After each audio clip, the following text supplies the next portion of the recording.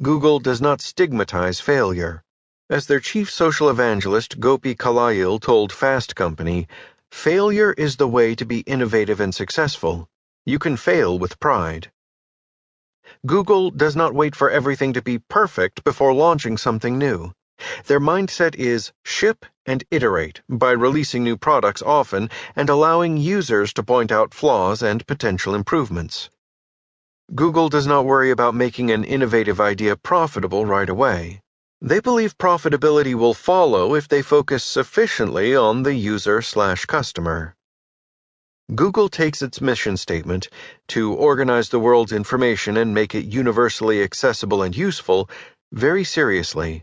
There is plenty of evidence that suggests that human beings are much more creative when they are motivated by a sense of purpose that is larger than themselves. Now let's consider a couple of well-known startup innovators. YouTube founders Chad Hurley, Steve Chan, and Jawad Karim got the idea for this site in 2004. Karim told USA Today that he first thought of creating a video sharing site when Janet Jackson's famous wardrobe malfunction at that year's Super Bowl halftime show and the Indian Ocean earthquake and subsequent tsunami prompted millions to go online searching for videos of both events. The three men, all former employees of PayPal, discussed the possibility of starting a site at which such sought-after videos could be easily uploaded and viewed.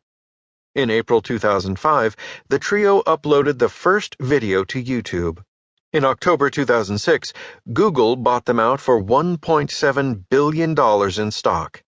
As of this writing, YouTube videos receive several billion views each day, launching the careers of countless musicians, athletes, and entertainers. Instagram founders Kevin Systrom and Mike Krieger both got their feet wet in established technology-oriented companies such as Meebo, an instant messaging company, Google, and Twitter. They studied every photo-sharing application they could find and decided to develop an app that combined the popular filters available on other photo-sharing sites with a social component modeled after Facebook. They tested and refined their idea until it became easy to use and launched it in October of 2010, just as the iPhone 4 was being released with its improved digital camera. Instagram got 25,000 users the first day and 1 million in the first month.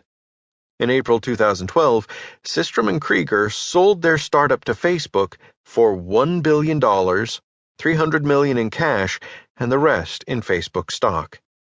Their company employed just 13 people at the time. So what are the takeaways from these wildly successful innovators? The first is obvious but worth exploring for a moment. Whether it occurs in a huge company like Google or in a tiny company like Instagram, creativity and the innovation that comes from it is a product of a human brain, or 2 or 3 brains working together. You will notice that Google does not gather its employees in groups of 1,000 or 100 to maximize their creativity. Rather, they allow them to spend a certain percentage of their time alone or in small groups in order to foster the creative spirit. This is not to say that larger groups cannot come up with creative ideas, especially with the right coaching. However, it should be noted that large size and scale are not necessary to the creative process.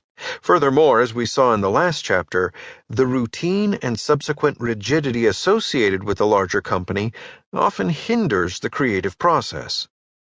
While thousands of companies are working to mimic Google, Google is working constantly to retain the freshness and flexibility that comes with being a tiny startup. We can also see that creative inspiration does not follow a set pattern. The idea for YouTube was sparked suddenly by outside events, while Instagram's concept seemed to develop more gradually as Systrom and Krieger tested and scrapped various apps. Google works to provide an environment where both of these kinds of processes can unfold at their own pace. We also note that motivation and purpose serve as important ingredients in the creative process. The founders of both YouTube and Instagram had previously worked for other companies before and were deeply motivated to do something on their own. Google works to ensure all employees share the company's mission and vision, even though they